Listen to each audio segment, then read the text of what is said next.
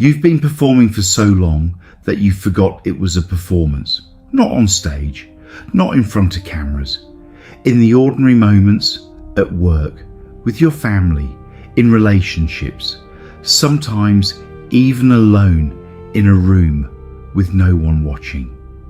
There's a version of you that shows up, says the right things, holds the right posture, maintains the right distance from anything too raw or too real, and it works. People respond well to it. They like you, they trust you, some of them even love you. But somewhere underneath all of that, underneath the version that functions so smoothly, there's something quieter, something that watches the performance from the inside and knows with a certainty that no amount of success can quiet, that the person being seen is not entirely the person who is there. Psychologists have a name for this, the false self. And before you decide, this doesn't apply to you, before you tell yourself you're authentic, that you don't pretend that what people see is what you are, I want to stay with this for a moment, because the false self is not built from lies. It's not manipulation. It's not even conscious most of the time. It's something that was constructed quietly and necessarily in response to a world that made very clear, early, consistently, and without malice, that certain parts of you were not welcome. That's what this video is really about, not the mask, but what was buried underneath it and what it costs to keep it there. Nobody decides to build a false self. That's the first thing to understand. There's no moment where a child sits down and thinks, I'm going to start pretending now. I'm going to hide this part of myself and show the world something different instead. It happens the other way around. The world responds and you adapt. You express something real.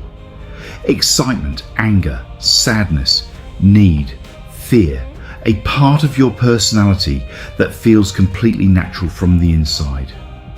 And something happens in the environment around you. Maybe it's received badly, maybe it's ignored, maybe it's met with discomfort or correction, or a look that communicates, without words, that this particular thing you just expressed is too much, or not enough, or simply not acceptable here. And the child, because this almost always begins in childhood, is exquisitely sensitive to these signals. Not because children are weak, but because they are completely dependent. The adults in the room are not just emotional presences, they are survival. And so the nervous system learns very quickly that certain expressions of self create safety, and certain ones create distance or disapproval or something worse. So you learn to lead with what works. The humour, if humour kept the mood light. The competence, if achievement brought approval. The agreeableness, if conflict was dangerous. The emotional containment, if vulnerability made the adults in the room uncomfortable. And slowly, without any single dramatic moment, a shape forms, a way of being in the world that is functional, that is socially effective, that earns the responses you need. The psychoanalyst Donald Winnicott, who spent his life working with children and who gave us the clearest map of this territory, called this the false self. And he was careful to say that it isn't entirely false. It's built from real material, real traits, real capabilities, real aspects of who you are. But it's curated, edited, arranged for an audience. The parts that didn't receive welcome got quieter over time. Not deleted. The psyche doesn't delete things, but push back. Held in reserve, expressed only in dreams or in moments of exhaustion when the performance gets too heavy to maintain, or in the strange irrational reactions that surface sometimes and confuse even the person having them, because those reactions are coming from somewhere real, from the parts that were never allowed into the room. And here's what makes this so difficult to see from the inside. By the time you're an adult, the false self doesn't feel like a performance anymore. It feels like you. The curated version has been running for so long, has been so consistently reinforced by the world around you, that the idea of there being something underneath it, something more original, something that preceded all the adaptation, can feel almost impossible to imagine. People will tell you to just be yourself, and you'll nod, and you'll think you're doing it. But which self? The one that knows how to function in every room? Or the one that's been waiting quietly for someone to finally ask what it actually needs? There's a particular kind of tiredness that comes with this. And if you've been living this way for a long time, if the false self has been your primary way of moving through the world, you know exactly what I'm describing. It's not the tiredness that comes from working hard or sleeping badly. It's something more specific than that. It's the tiredness of maintaining a version of yourself that requires constant low-level effort to hold together. The monitoring, the adjusting, the reading of every room before you enter it to calibrate which version of you is needed here. The slight tension that lives in the body during social interactions. Not because anything is wrong, but because some part of you is always working. Always making sure the presentation stays coherent. Always making sure nothing slips through that wasn't supposed to. Most people who carry this don't even notice it anymore. It became background noise years ago. They just know they need a lot of time alone to recover from being around people. They know that certain conversations leave them feeling hollow in a way they can't explain. They know that compliments, even sincere ones, land strangely because the compliment is for the version that was presented, not for the thing that was hidden. You can be genuinely loved by people who don't actually know you. And that is one of the loneliest experiences available to a human being, because the love is real. The people are real, but there's a glass wall between you and all of it. You can see the warmth. You can even feel some of it, but it never quite reaches the part of you that most needs to be reached, because that part was never introduced. Jung talked about the persona, the mask we wear for the world, as a necessary thing. He wasn't against it. He understood that we need different faces for different contexts. That's just social life. That's just being human. But he made a distinction that matters enormously. The person who wears the persona consciously, who knows it's a mask and can take it off, is fundamentally different from the person who has fused with it, who has forgotten there's a face underneath, who, when asked who they really are outside of their roles and their functions and their social presentations, goes quiet in a way that isn't peaceful. That silence isn't emptiness. It's distance from self. And it has consequences that go far beyond social discomfort. It shows up in relationships that feel inexplicably unsatisfying, despite being objectively good. In a persistent background sense that you are living adjacent to your own life rather than inside it. In the strange grief that surfaces sometimes, not for any particular loss, but for something unnamed, something that feels like it was never fully lived. That grief is real. It's the true self. registering its own absence. Here's where it gets complicated. Because the false self doesn't just sit on top of who you are, like a costume you could remove on a Sunday afternoon if you felt like it.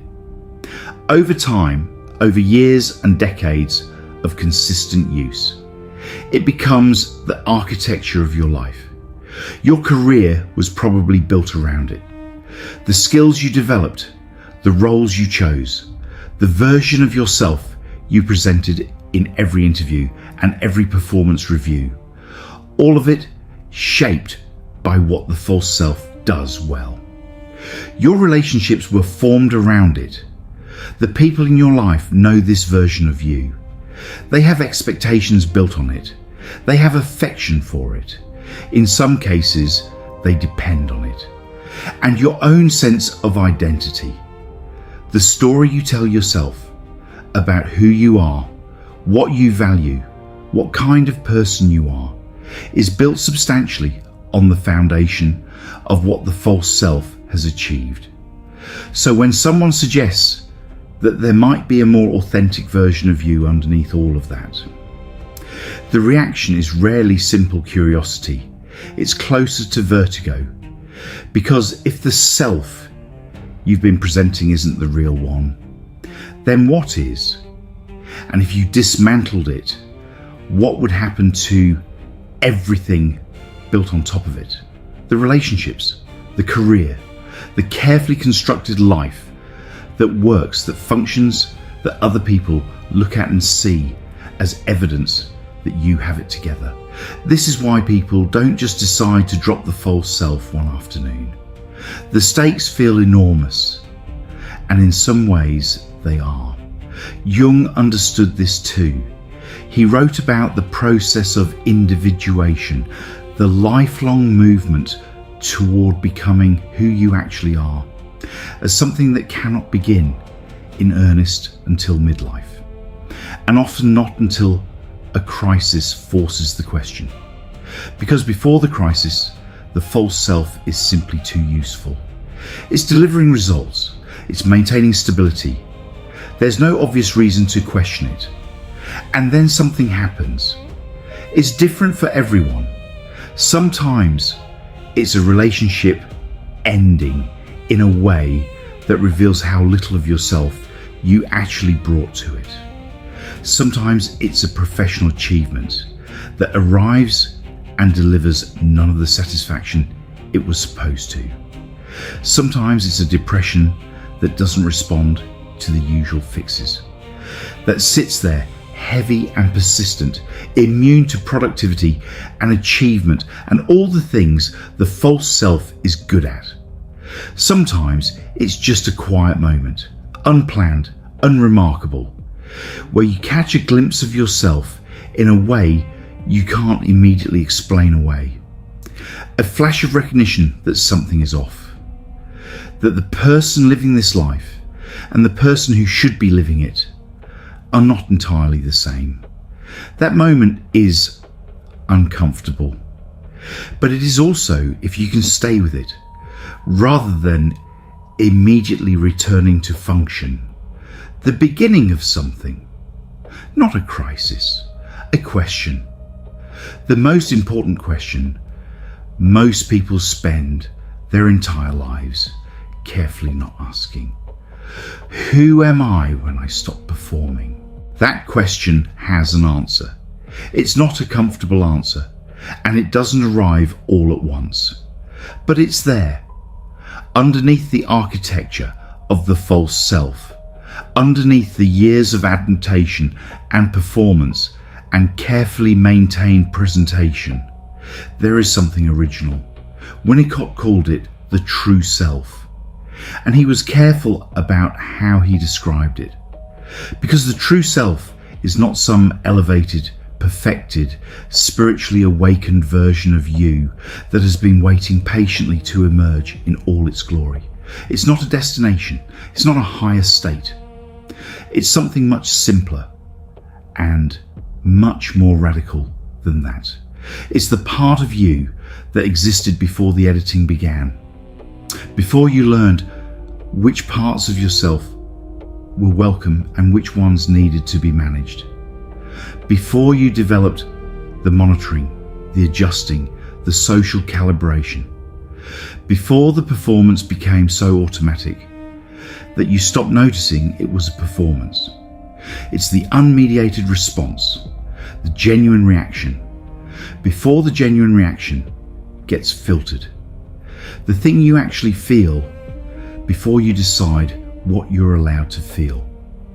The desire you actually have before you replace it with the desire that seems more acceptable, more practical, more consistent with who you've decided you are.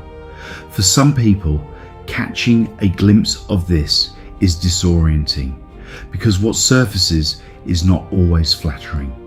The true self is not always serene and wise and emotionally evolved. Sometimes it's angry in ways the false self would never permit. Sometimes it's needy in ways that feel embarrassing. Sometimes it wants things that don't fit the narrative, that don't fit the role, the relationship, the identity that's been carefully constructed. And this is why most people, when they begin to sense it, immediately look away. Because the true self doesn't negotiate. It doesn't adjust to the room. It doesn't care about the image you've built or the expectations you've set, or the version of yourself that everyone in your life has come to rely on. It just is. And that kind of rawness, after years of careful management, feels dangerous. But here's what Jung spent his entire career trying to show. What we bury doesn't disappear. It goes into the shadow, that reservoir of everything we've rejected, repressed, deemed unacceptable about ourselves. And from there, it operates. Not loudly, not obviously, but persistently.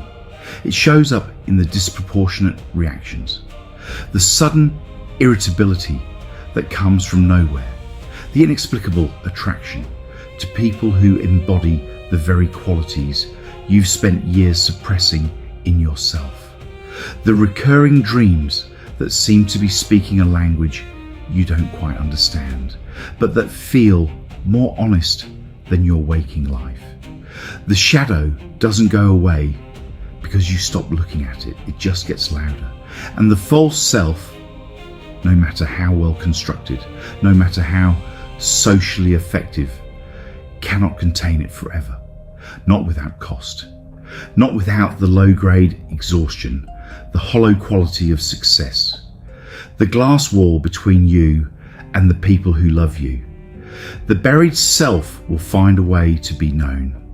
The only question is whether you turn toward it deliberately, with honesty and some measure of courage, or whether you wait until it forces the conversation in a way you didn't choose and didn't expect. Most people wait because turning toward it means being willing to sit with something that has no easy resolution, something that asks more of you than the false self ever did. Not because it's harder to maintain, but because it requires a kind of honesty that the performance was specifically designed to avoid. The honesty of not knowing who you are yet. The honesty of being in the middle of something rather than the finished product of it. That is where the true self lives. Not at the end of the journey, right here in the uncertainty of it. Nobody returns to the true self all at once. That's the first thing to understand about this. There's no single moment of revelation where the mask dissolves and the authentic person steps forward, fully formed and ready to live differently. It doesn't work that way, and anyone who tells you it does is selling something. What actually happens is slower than that, quieter, and in many ways more demanding. It begins with noticing, not changing, not fixing, not dismantling everything you've built, just noticing, developing the capacity to catch yourself in the performance, to feel, even briefly, the difference between the response that comes from the adapted self and the response that would come if the adaptation weren't there. That gap, small as it is at first, is everything. Because once you can feel it, you have a choice. You didn't have one before. When the false self operates completely automatically, there's no moment of selection, it just runs. But the moment you can observe it running, the moment there's even a split second of space between the impulse and the response, something has fundamentally shifted. You are no longer entirely inside the performance. Part of you is watching it, and that witness, that part of you that can observe the false self without immediately becoming it, is closer to the true self than anything the performance can produce. Jung called this developing consciousness, the slow, uncomfortable, genuinely difficult process of bringing what was unconscious into awareness.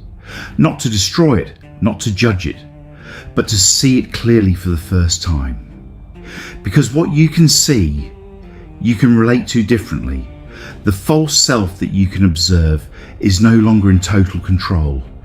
It becomes something you have, not something you are. This distinction sounds simple. It is not simple. It takes time.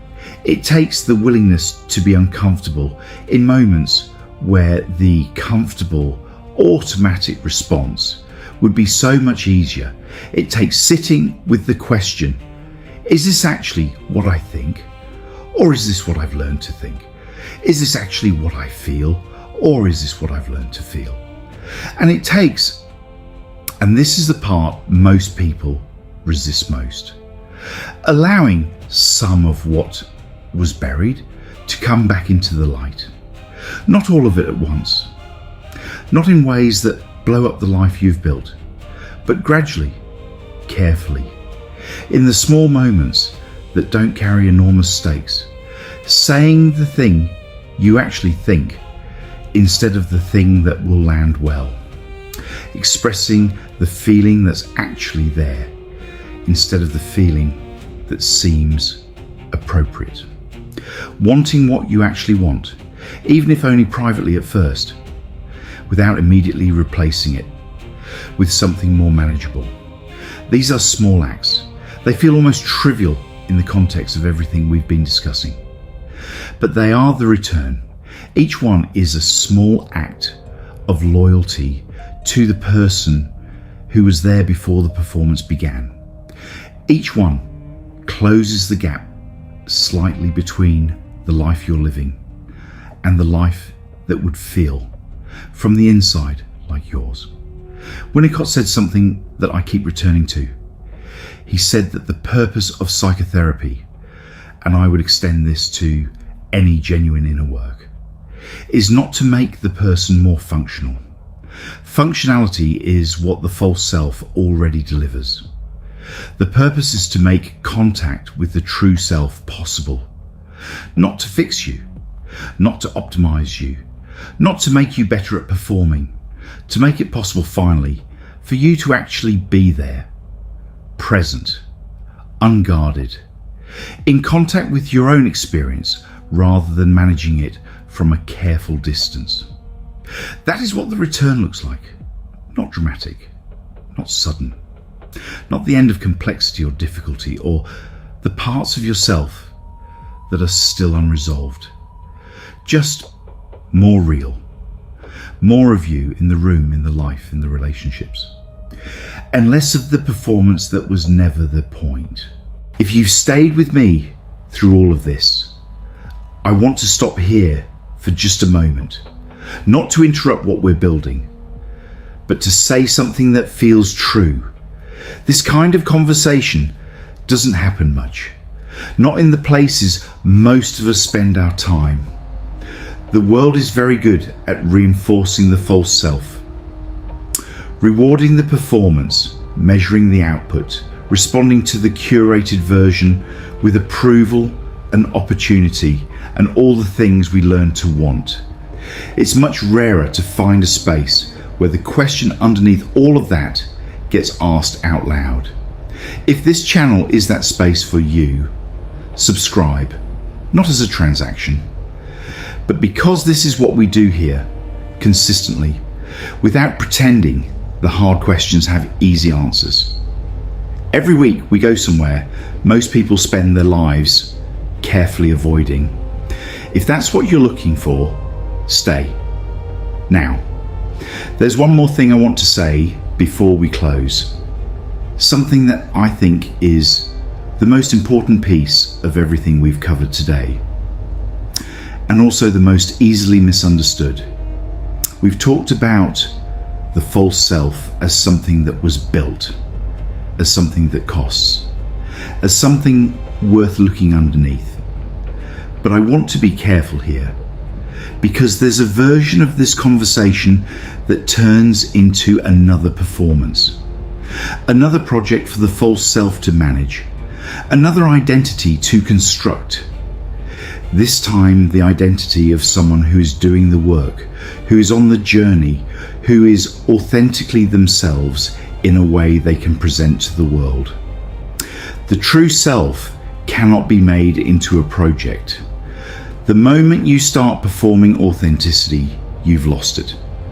The return to the true self is not something you achieve. It's not something you complete. It's not something you can show anyone as evidence of your growth. It's something that happens in private moments that nobody sees, in the small honest acts that don't announce themselves, in the quiet decision made again and again to be slightly more present and slightly less managed than you were the moment before. That is the whole practice, and it never finishes. There is a person who existed before the world told you who to be.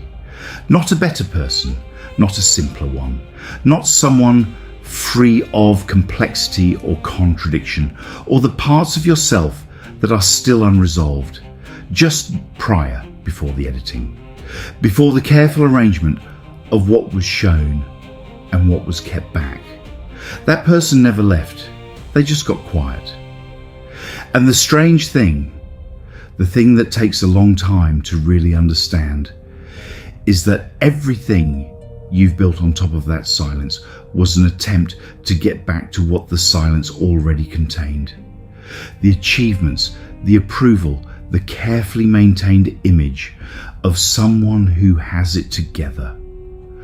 All of it was reaching in its own indirect way for something that was never actually lost, just buried, just waiting. I want to tell you something about the people who begin to find their way back to it. Not the ones who arrive, I'm not sure arrival's the right word for this, but the ones who begin to close the distance between the performed life and the felt one. They don't become more impressive. They don't become easier to be around in the ways the world rewards. They don't suddenly have cleaner answers or more coherent identities or a compelling narrative about the transformation they went through. What they become is harder to describe. More present, more willing to be in the room they're actually in, rather than managing it from a careful distance. More capable of being moved by things. Genuinely moved, not in the performed way that looks like emotion from the outside, but feels like nothing from the inside. Less defended, not because the world became safer, but because they stopped needing the defense to be total. And the relationships they have, the ones that form or deepen after some of the armor comes off, have a quality that the false self, for all its social effectiveness, could never produce. Because the other person is actually meeting someone. Not a presentation, not a function, not a carefully maintained image of a person, someone. That is what becomes possible when the false self loosens its grip. Not a perfect life, not the absence of difficulty or confusion or the ongoing work of being a human being in a complicated world. Just contact, real contact, between who you actually are and the life you're actually living, between who you actually are and the people you're actually with. That contact is not a destination.